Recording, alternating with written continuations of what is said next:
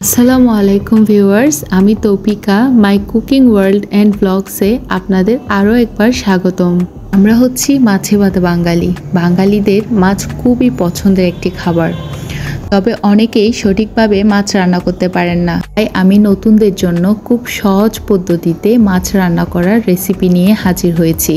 আমি নিয়েছি পরিষ্কার করা কিছু পাবদা মাছ, স্লাইস করে কেটে নেওয়া পেঁয়াজ, টমেটো, কাঁচামরিচ, পরিমাণ মতো তেল, 1 চা চামচ হলুদের গুঁড়া, 2 চা চামচ মরিচের গুঁড়া, লবণ পরিমাণ মতো, কম বেশি লাগতে পারে।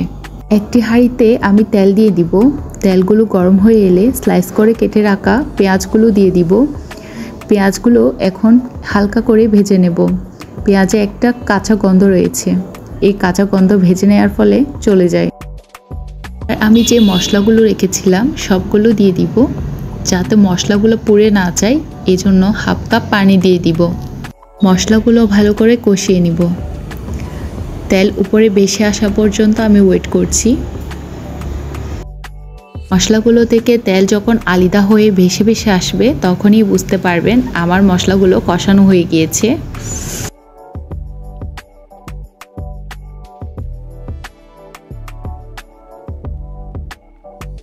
মশলাগুলোর উপর এবার আমি এক এক করে পাবদা মাছ সব দিয়ে দিব। পাবদা মাছ অনেক বেশি সফট হয়, যার কারণে নাড়াচাড়া করতে গেলে অনেক সময় ভেঙে যায়। সেজন্য খুব সাবধানে মাছগুলো উল্টিয়ে পাল্টিয়ে দিতে হবে। এখনই আমি স্লাইস করে রেখেছিলাম যে টমেটোগুলো সেগুলো দিয়ে দিব। সাথে দিয়ে দিব আমি কাঁচামরিচ। এবার সব উপকরণ দেওয়ার পর আমি ঢাকনা দিয়ে 5 মিনিট ওয়েট করব। 5 মিনিট পর আমি ঢাকনা তুলে পরিমাণ মতো পানি অ্যাড করে নিব। পর্যায়ে এসে হাঁড়িটা ধরে এভাবে করে ঘুরিয়ে দিতে হবে। কখনোই খুন্তি বা চামচ ইউজ করা যাবে না।